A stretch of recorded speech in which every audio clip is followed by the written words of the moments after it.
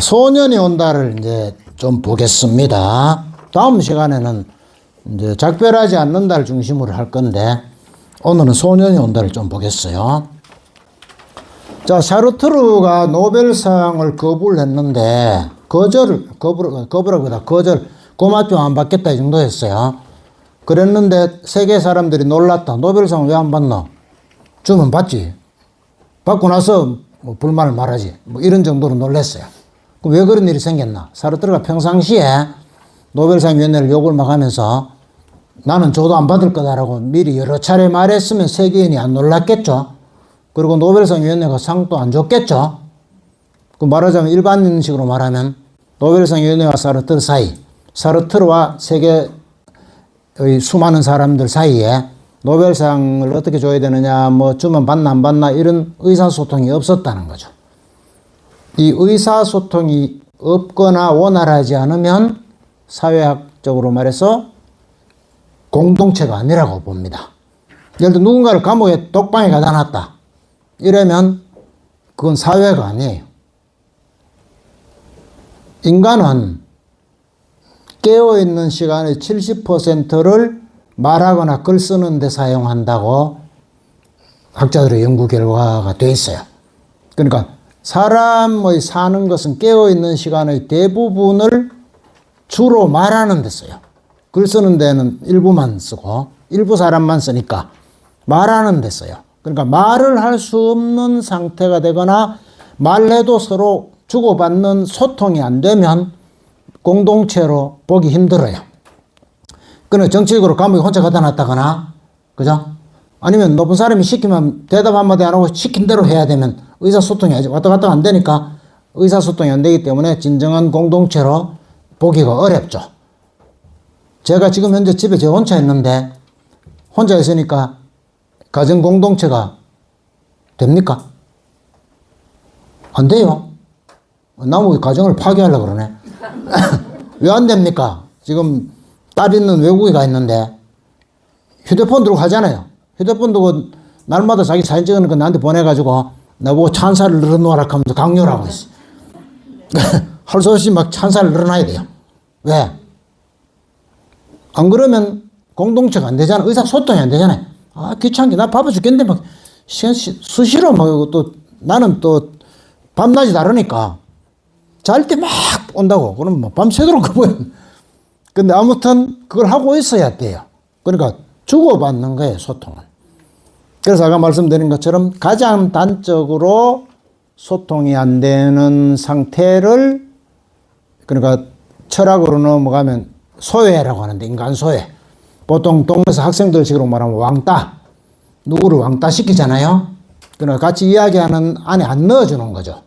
그러니까 소외를 시키는 거죠. 인간 소외. 인간답게 살지 못하는 상태로 만들어요.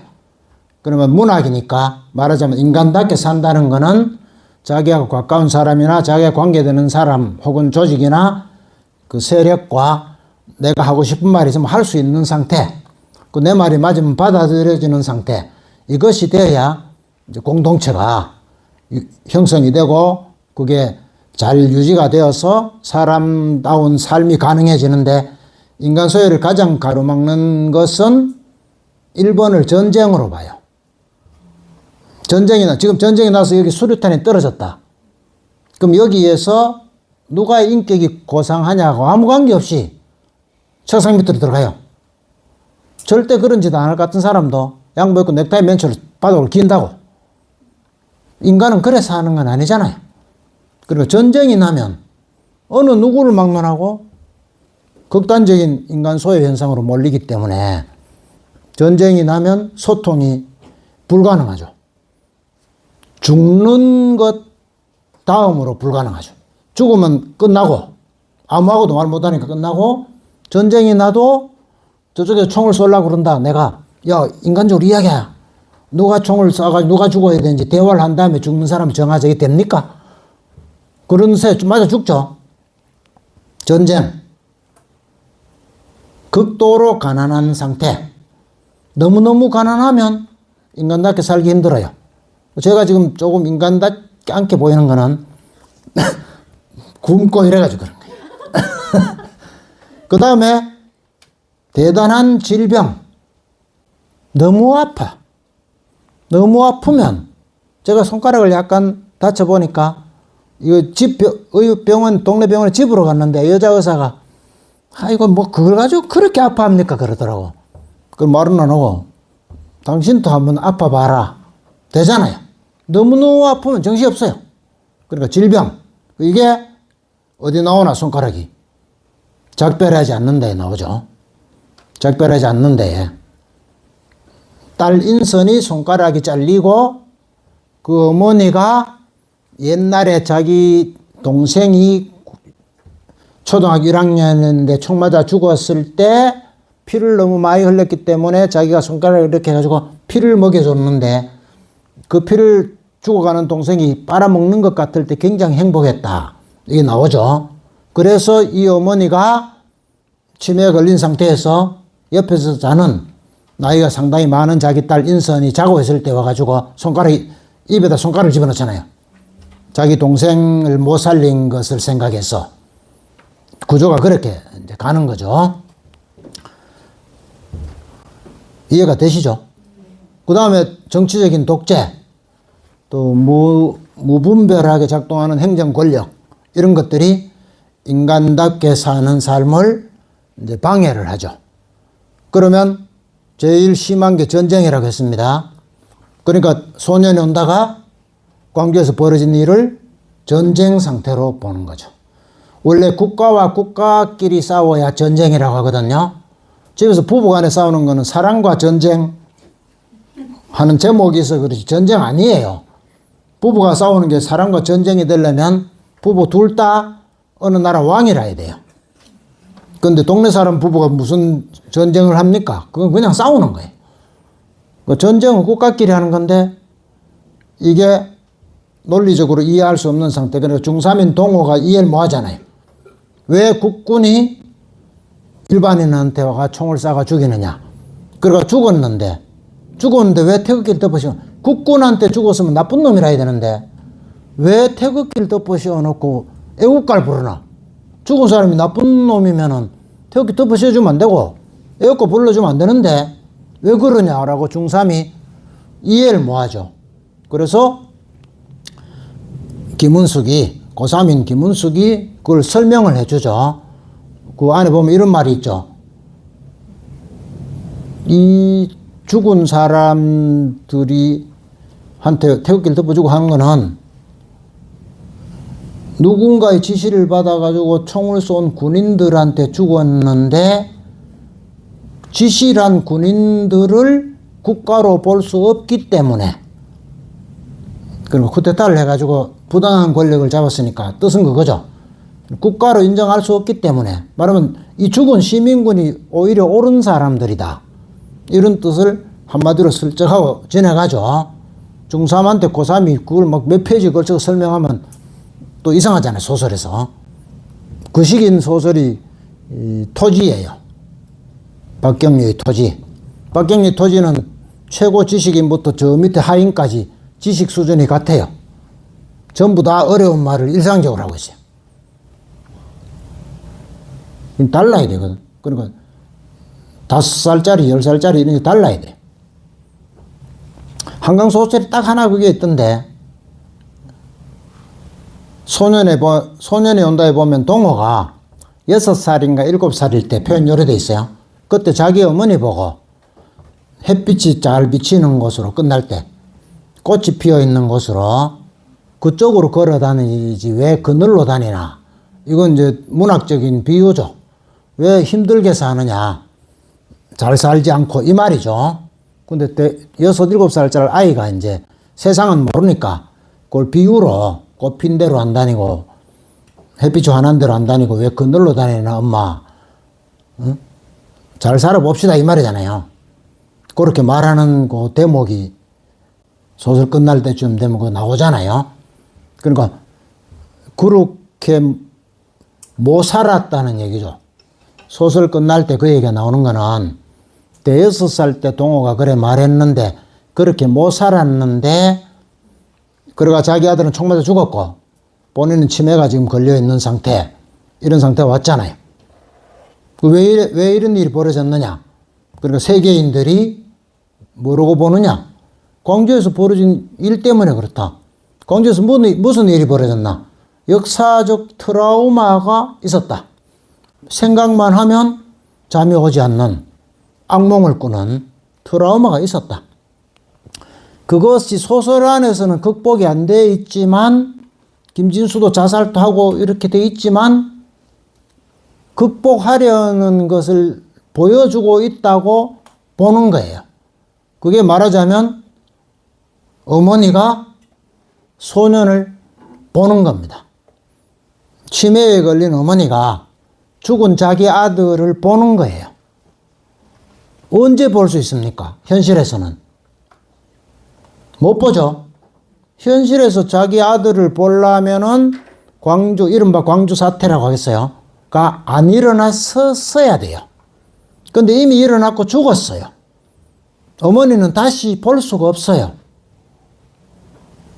현실은 그런데 그러면 안 되죠. 인간의 삶이 그러면 안 되잖아요. 자기 아들을 볼 수 있어야 되거든요. 그것이 자기 인생의 유일한 낙인데 실제 현실에는 못 봐도 소설 안에서는 봐야 될 거 아닙니까? 그게 문학적 사실이라고 하거든요. 실제 사실이라고 배치가 되지만 문학에서는 그럴듯해지면 그게 문학적 사실이에요. 그러니까 소년이 온다의 제2장에 들어가면 죽은 정대가 주인공이에요. 죽은 정대가 그 2장의 이야기를 이끌어가는데 죽은 정대가 다시 살아가 이야기 막 하고 이래버리면 이상한 소설이 되니까 너는 이래가 나와요. 너는 그때 그랬지, 너는 이랬지, 뭐 이래 나와요. 너는 시체 속에서 뭐 이래가 이랬지, 이래. 너는 이래요. 그건 있을 수 있잖아요. 왜? 너라고 말하는 사람은 정대 본인이 아니니까. 본인이 살아가 그 말 한다는 게 아니고 그걸 쓰고 있는 화자가 정대가 그러는 것처럼 써놨기 때문에 상상이니까 있을 수 있잖아요. 그러면 그게 문학적 진실, 문학적 사실이에요. 사실처럼 느껴져요. 절대 정대가 살아서 그러지도 않고 누군가가 계속 앉아가 네가 그랬잖아 그러고 이러고 있지도 않지만 독자가 사실처럼 느껴지는 거예요. 그러면 소설이 끝나갈 때에 동호의 어머니가 동호를 보는 거는 사실이에요. 아무도 모르지만 동호의 어머니는 실제로 보고 있어요. 그러니까 현실로 치면 뭡니까? 치매죠. 치매가 안 걸렸는데 동호를 봤다고 하면 설득력이 없잖아요. 그래서 치매 상태에서 보는 거예요. 그럼 아무도 모르지만 동호 어머니는 그때 매우 행복하죠. 작별하지 않는다의 어머니가 40몇 살쯤 되는 걸로 보이는 자는 인선 입에 손가락을 막 집어넣으면서 옛날에 죽은 자기 여동생을 입에 손가락을 넣었을 때 빨아먹는 거 보고 행복해 했던 것을 지금 다시 느끼고 이러고면 내가 살아날 거다라고 행복해 한다 이 말이에요. 그 어머니는. 인선은 죽고 싶다고 그 기술되어 있죠. 어머니가 밤마다 겨우 잠들면 가면 손가락 집어넣으니까 인선 본인은 죽고 싶지만 어머니는 지금 행복한 거예요. 행복하게 해줘야 됩니다. 왜? 사람은 아리스토텔레스도 그랬잖아요. 왜 사나? 행복 한번 해보려고. 행복한 날을 한번 누려보려고 살고 있어요. 행복해지지 않기 때문에 그렇게 말하는 거죠. 대부분의 사람이 대체로 행복하게 살게 되면 행복 얘기 아무도 안 해요. 거의 대부분은 행복해지기 어렵고 아리스토텔레스식으로 말하면 지고지선의 뭔가를 해야 그 경지에 도달하는데 되기 어렵죠. 현실은 되기 어렵는데 문학은 현실을 얘기하는 게 아니기 때문에 현실하고 관계가 없어도 돼요. 왜? 아무 관계 없어도 독자가 그렇다고 믿으면 돼요. 그러니까 그게 문학적 진실이죠. 이 동호의 어머니는 자기 아들이 살아있는 것을 보고 만나려고 하죠. 만났다고는 못해요. 만났다고 해버리면 희한해지는 거죠. 그러니까 보았는데 따라가도 못 만나죠. 그리고 소설 구조를 그렇게 하는 거죠. 그리고 아무튼 이 어머니는 희망을 보고 있어요, 지금. 자기 아들이. 그리고 뒤집으면 치매가 걸려야 아들을 볼 수 있는 사회예요. 그리고 국가 권력에서 사람들이 막 죽는 이 세상은 죽은 아들을 보려면 치매가 걸려야 되는 사회예요. 그럼 치매는 왜 걸렸나? 치매 얘기가 왜 나오느냐? 치매를 걸리는 사람이 너무너무 많아졌기 때문에 나오는 거예요. 조선시대의 소설을 이래 써나면 말이 안 돼요. 조선시대에는 평균 수명이 35세 정도이기 때문에 치매 걸리기 전에 다 죽었어요. 근데 지금은 안 죽기 때문에 치매 걸리는 거예요. 치매에 걸린 사람이 지금 107만 명이고 현재 2050년이 되면 1000만 명이 넘어요. 65세 이상 10명 중에 4명이 치매에 걸려요. 그러면 집집마다 치매 환자가 있어요. 나라가 망했다는 얘기죠. 집집마다 치매 환자가 있으면 나라가 어떻게 유지가 됩니까? 그렇게 되어간다고 유엔에 공시되어 있고 한국이 그렇다고 우리나라 정부 홈페이지에도 그렇게 떠 있어요. 치매 환자가 기하급수적으로 늘고 있다는 걸 웬만한 사람이 알아요. 그러니까 소설 안에서 동호의 어머니가 치매가 걸리고 작별하지 않는다 해서 인선의 어머니가 치매에 걸려도 사실이 그렇기 때문에, 현실이 그렇기 때문에 치매에 걸리는 게 납득이 돼요. 치매가 100만 명 중 1명 걸리는데 왜 이 사람이 하필 걸렸나가 아니고 워낙 걸리는 사람이 많으니 소설의 주인공 어머니도 충분히 걸릴 수 있는 거예요. 그러니까 실감이 발생을 하는 거죠. 아무튼 치매가 걸려야 아들을 볼 수 있는 사회는 잘못됐다. 아무리 어머니가 아들을 보고 행복해 한다 하더라도 잘못됐다. 그러니까 이런 일이 없기 바란다. 없기 바란다. 안 일어났으면 좋겠다. 그러니까 앞날을 얘기하는 거죠. 죽일 놈 전두환을 지금 끌어내가 부관 참실해야 된다. 옛날에 총수한 놈은 다 자가 색출해가지고 지금 어떻게 해야 된다. 이래 가면 옛날 소설로 끝난 거고. 그러니까 지금 세대 교체가 돼서 그런 소설을 쓰던 사람들은 이제 나이가 많아졌고 뭐 노벨상을 받거나 할 일은 없죠. 될 수가 없죠. 그런 소설을 쓰라는 게 아니거든요, 시대가. 지나간 어떤 잘못들을 이렇게 찾아서 이제 뭐 좋은 말로 용서할 건 하고 또 반성할 건 하고 가해자 쪽 하고 이래서 서로 또 화해를 하고 앞으로 그런 일이 벌어지지 않는 세상을 만들기 위해서 이 공동체를 잘 꾸려가기 위해서 서로 합심해서 잘 나가보자. 예? 어머니 봐라. 동호의 어머니를 봐라. 인선의 어머니를 봐라. 치매가 걸려있는 상태에서도 그렇게 죽은 자기 아들, 자기 여동생을 잊지 못해서 저러고 있잖아. 저런 사람이 온 세계에 여기저기 있다. 네 바로 옆에 없어서 그렇지 온 세계에 다 있다. 네 동생이 그랬거나 네 딸이 그랬거나 그렇다는 느낌을 이 소설을 읽고 받아가지고 지금보다 훨씬 다정다감하고 사랑의 마음을 가지고 사람들을 보고 세상을 보고 그렇게 해야 된다. 그래야 좋은 세상이 온다. 그래야 국가가 국민을 죽이고 하는 일이 앞으로 안 일어난다. 또 벌어져 봐라. 말은 안 하지만 또 벌어지면 이번엔 광주가 아니야. 뻔하잖아요. 공식이 뻔하지 않습니까? 광주가 아니야. 이번에 네 아들이 죽을 가능성이 전에보다 훨씬 높아. 그럼 네가 치매 걸려가지고 길에서 아들인가 싶어가 또 잠들어 있는 어른 다 됐는 딸 입에다 손가락을 막 집어넣으면서 그래 돼. 이 소설을 읽고 온 지구상에서 이런 일들이 늘 일어나고 있다. 지구촌해라고 하지 않나. 나무 일이라고 생각하지 마라.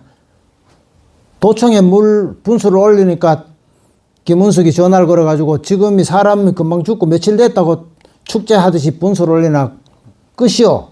분수 끝이요. 하고 계속 전화를 하니까 도청에 민원실에 사람이 아주머니가 그 공중전화를 받아가 말하죠. 이제 잊어버리고 공부나 해라. 이래 말하죠. 그렇게 말하는 이 민원실 공무원이 특별한 사람이 아니에요. 보통 사람이. 무슨 악의가 있는 것도 아니고 보통 사람이에요. 그럼 보통 사람은 왜 그렇게 말하나? 분수를 올리라고 누가 시켰다 이 말이에요.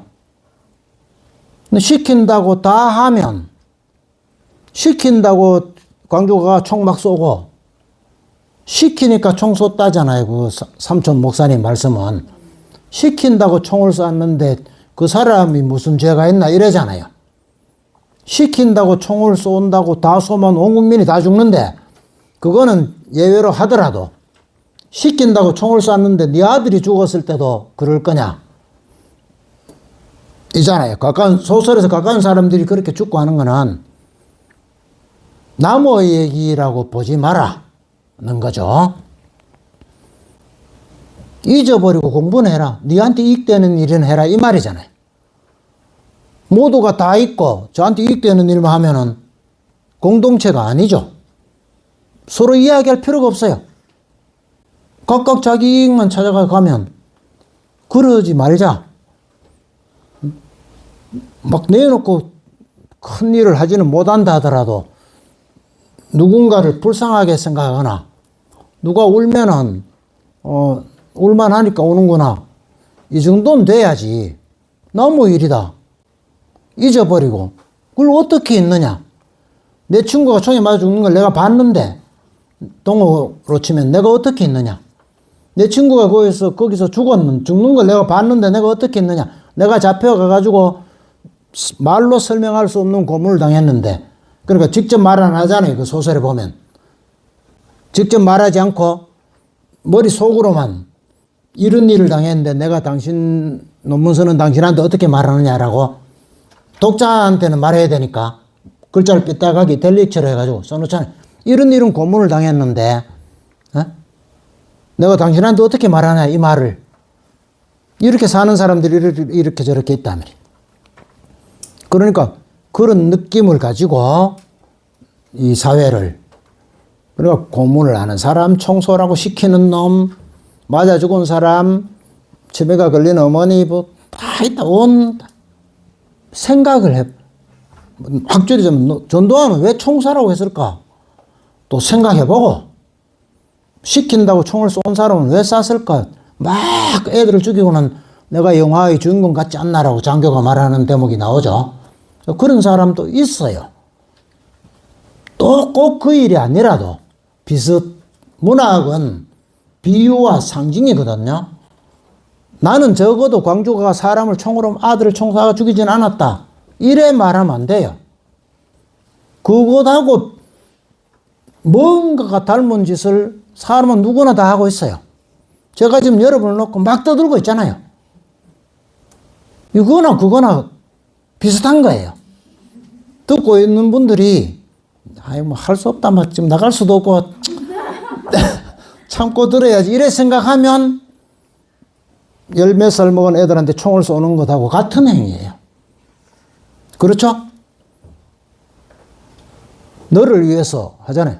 그 채식주의자에 보면은 너를 위해서 고기를 먹으라고 한다 하잖아요. 우리가 집에 가면은 길에서 친구들을 만나고 나면 너를 위해서 많이 하잖아요. 실제는 나를 위해서 하면서. 술 안 먹는 놈 붙지 앉아놓고 한 잔 먹어라 임마. 술도 먹어야 출세하는 거야. 다 너를 위해서 하는 말이야. 이래 말해요. 이놈이 집에 가면 너 혼자 먹어야 되니까 심심하거든. 그러니까 너를 위해서 먹이는 거야. 먹으라 하는 거야. 라고 해요. 아이들 보고 공부를 해라. 너를 위해서. 공부 안 하고 딴 걸 하면 출세할 수도 있는 아이를 소질도 없는 공부를 시켜가지고 알 망하게 만들면서도 너를 위해서 하잖아요. 예? 남편이 술 먹고 만날 집에 늦게 오면서 부인 보고 다 이 가정을 위해서 내가 먹기 싫은 술을 사회생활을 하다 보니 억지로 먹는 거야. 내가 당신 잘 살게 해보려고 내가 지금 몸에 해로운 술을 먹겠는 거야. 이러고 있다. 그러니까 문학 작품을, 특히 소설은 그 안에 나오는 모든 사람을 자기 감정이나 처지를 대입해 가지고 봐야 돼요. 그래서 소설과 희곡은 인성교육의 가장 바람직한 형태로 보기 때문에 서구에서는 학교에서 그 공부를 무지무지하게 해요. 희곡 같은 거 갖다 놓고 연극 배역 막 바꿔가면서 연기해보고 이걸 무지무지하게 해요. 우리는 안 하죠. 우리 왜 안 하느냐? 우리나라는 니한테 이익되는 일만 하라고 가르치거든요. 좀 심하게 말하면. 시험 날 거만 하면 된다. 시험 날 거만 해가지고 많이 맞춰가지고 어떻게 하라는 거야? 잘 살아라 이거죠. 남들보다 더 잘 살아라. 그러면 남의 누구도 더 갑니까? 부모도 더 가죠. 자기 한 사람 빼면 다 남이에요. 자기를 위해, 부부간 둘이만 있을 때는 나를 위해서 살고, 한 명 더 있으면 3명 중에 나를 위해 살고, 이런 거예요. 네? 다 남이에요. 개체이기 때문에, 인간은. 그러니까, 너 자신한테 도움이 되는 일을 해라고 부모가 계속 가르치면 이 아이는 나중에 커서 자기한테 도움이 되는 일을 해요. 부모한테 도움이 되는 일을 하는 게 아니고, 옛날에는 규모가 작았기 때문에 농어촌 사회에서 농경 생활을 하면서 전부 다 일터가 같고 생활 조건이 다 똑같으니까 너한테 이익을 되는 일을 하라고 할 것도 없어요. 왜냐? 너한테 이익되는 게 나한테도 이익이에요. 아버지와 자식과 아내와 며느리가 전부 한 사람한테 이익되면 다 같이 이익이 돼요. 그게 공동체거든요. 지금은 아니에요. 너한테 이익이 되면 나한테 손해야. 제가 결혼한 다음 날부터 지금까지 계속 밥하고 설거지하고 다 하는데 음식을 잘 차려 놓잖아요. 잘 차려 놓고 잠시 이제 그 어수선해진 걸 저는 이제 다 차려 놓고 막 먹고 설거지를 하는 게 아니고 확 차려 놓고는 식탁 바로 옆에 막 지저분하게 있으면 음식이 맛이 떨어지잖아요. 그래서 약간 치우고 이제 다는 깨끗하게 뭐하지만 눈에 너무 거슬리는 건 약간 이래 싱크대 안에 집어넣는다고 내가 덜 거슬리게 해놓고 먹거든요. 잘 차려놓고 이 후라이팬 같은 이런 걸 싱크대 안에 집어넣고 돌아서면 식탁에 와보면 먹을 만한 건 누군가가 다 먹어보고 없어. 그걸 다 먹는 한 개 남겨놓지 하니까 나 먹으라고 한 거 아니야? 이래요. 근데 이걸 너무 오래 당했기 때문에 이제 체질화가 내가 뭐 대충 말하면 노예 근성이 발동을 내가 이래 살아야지 뭐 어쩌겠나 이러고 이제 있어요. 그리고 나 자기 수박을 사가지고 집에 갖다 놓고 냉장고 넣어놨다가 이제 어떤 데가 먹으려고 꺼내가지고 이래 썰어 놓고 수박 껍질을 이래 주고 오면 수박이 없어요. 왜냐면 이건 예를 드는 건데 자기를 중심으로 하는 거야 인간은. 그러니까 니한테 이익되는 일을 해라. 남이 어떻게 됐든 잊어라 라고 하면은 공동체가 망하는 거죠. 개인 간의 그거를 쓰면 뭐 가족 소설도 되고 이런데 국가 권력이 개인을 그렇게 하고 중간에 끼어 있는 이른바 뭐 보통 사람들이 이 편도 저 편도 못 들어가지고 엉거주춤한 태세를 취해 있는 이런 내용을 이제 한강에 써놓은 거예요. 그래서 이러지 않고 다 인간답게 사는 좋은 세상을 만들어 보자. 그러니까 온단 말이에요. 누가? 소년이 오는 거예요. 어른이 오면 안 돼요. 옛날에 필리처상 받은 월남전 할 때 어떤 여자아이, 몇 살 먹은 여자아이가 빨벗고 막 뛰어오는 사진 본 기억 나시죠? 그래서 큰 상 받고 했잖아요. 그 뛰어오는 몇 살짜리 여자아이가 그래 쫓아오니까 상을 준 거지. 거기 50살 먹은 남자가 볼고 절대 상을 안 줘요. 그러니까 아이들한테 미래가 있다는 거죠. 이 아이가 오는 걸 보고 싶은 게 어른이에요. 애가 죽었다잖아요. 우리나라도 온 곳곳에서 애들이 죽잖아요. 큰 사고로 막 죽잖아요. 뭐 죽을 수도 있지, 뭐 사고지. 이러지 말고 애들이 죽었고 그 애들이 안 죽는 세상. 그러면 그 아이 본인이 아니라도 다른 아이가 안 죽고 살아있는 세상. 그게 소년이 온다죠. 그런 세상을 한번 만들어 보자. 이것이 이 소설이죠. 근데 굉장히 복잡하게 만들어진 이유는 아까 말대로 하자면 그것의 핵심적인 어떤 사람을 주인공으로 보지 말라는 거예요. 광주에서 죽은 그 많은 사람, 죽은 사람들과 관계되는 이 사람들, 뭐 자살하는 사람, 지금 또 아무튼 그 죽은 사람을 슬프게 생각하는 사람, 뭐 이런 사람이 다 주인공이다. 다 주인공이다. 한 사람을 주인공을 세워가지고 나머지 옆에서 뭐 왔다 갔다 이래버리면 그거는 광주를 얘기하는 게 아니다. 모든 사람은 다 자기가 이 세상의 주인공이다. 유명하냐 안 하냐 나이가 몇 살이냐가 문제가 아니고 모두 다 주인공이다. 그러니까 1장에는 동호가 주인공, 2장에는 정대가 주인공, 3장에는 교대 복학생이 주인공, 김진수도 주인공, 이렇게 주인공 계속 바뀌어요. 그리고 정대가 주인공일 때는 죽은 사람이기 때문에 너네가 2인칭이 되는 거고, 어떨 때는 1인칭이 되는 거고, 이런 거예요. 그리고 모두를 다 주인공으로 만들려고 하다 보니 죽은 사람은 2인칭으로 갈 수밖에 없고, 또 어떨 때는 1인칭이 좋을 때는 1인칭이 되고 이래요. 그러니까 뭐 어떻게 됐나 읽고 나면은 줄거리가 어떻게 된 거야, 이런. 이 줄거리가 어떻게 된 거야? 이게 러시아 소설이가. 누가 아버지고 누가 아들인지 알 수도 없어서 뭐 계속 앞에 찾아봐요. 한국 소설 왜 이래 됐나 이래. 이래서 어렵고 일반인은. 그 다음에 그 내용이 마음에 안 드는 사람은 문학으로 안 보고 정치로 보기 때문에 공연이 불편한 거야. 공연이 이거 빨갱이가 쓴 거 아니냐? 이렇게 된 거야. 이걸 내가 왜 돈 주고서 읽어야 되나? 이거 왜 노벨 문학상을 줬나? 이런 마음으로 소설을 보니까 정당에서 발표하는 성명서 보듯이 보이는 거예요. 소설로 보이는 게 아니고, 예를 들면 제가 식당에 가면 반찬 쭉 나오잖아요. 반찬으로 안 보여요. 뭐로 보이겠어요? 세자. 좀 문학적으로 표현해 주세요. 술안주로 보이죠. 그래서 술꾼 눈에는 반찬이 술안주로 보여요. 집에서 음식을 쭉 차려놨잖아요. 내가 차려놓고도 이거 막걸리 한잔 해야 되겠다는 생각이 저절로 나요. 왜냐하면 술꾼이기 때문에. 한강의 소설을 보는 순간에 소설로 안 보이고, 이거는 뭐 민주당 내지 뭐 정의당 내지 이런 저것들 사주를 받아가 썼는 소설인 척 하면서 한 거 아니냐? 이렇게 보이는 거예요. 그러니까 불편해요, 마음이. 이 불편이 심해지니까 뭐가 됐나? 스웨덴까지 요구하는 거예요. 세계의 석학을 요구하는 거예요. 이걸 왜 상을 줬나? 납득이 안 되죠? 이상한데, 이건 소설 치고는 약간 이상한데 이걸 왜 줬나? 그러니까 자기식으로 생각해. 돈 먹구나. 나 같으면 돈 먹고 줄 거거든요. 자기식으로 생각이 돼 있어요. 돈 먹었구나. 돈 먹었으면 줄만 하지. 이래 돼버려. 그러니까 저쪽 사람이 붕괴할 거 아닙니까? 노벨상이 왜냐면 붕괴하죠. 평화상을 줬는데 돈 못 더.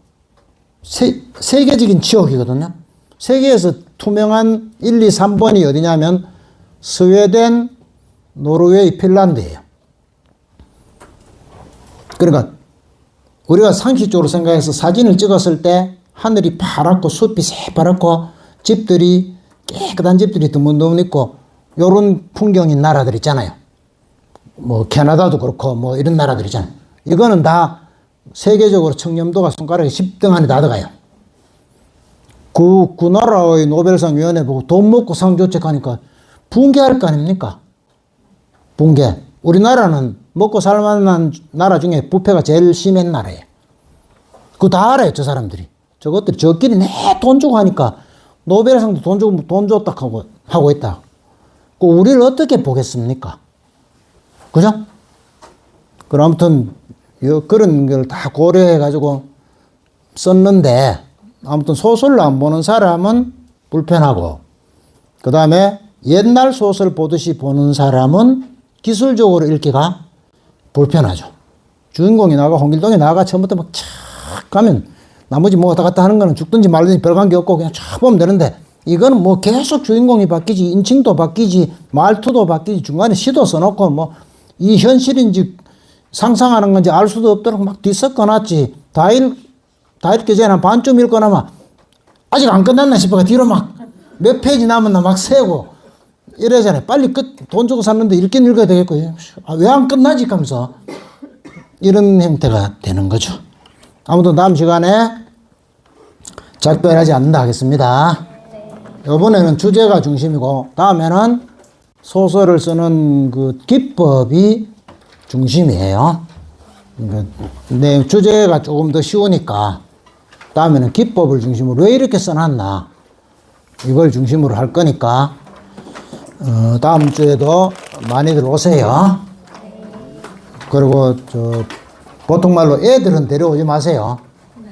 애들은. 그럼 애들을 데려오면 어떻게 해야 되냐면 이제 이 강의 내용을 애들한테 맞춰야 돼요. 애들에 맞추는 게 훨씬 어렵거든요. 그러니까 그건 나를 고문하는 거예요. 이상으로 마치겠습니다.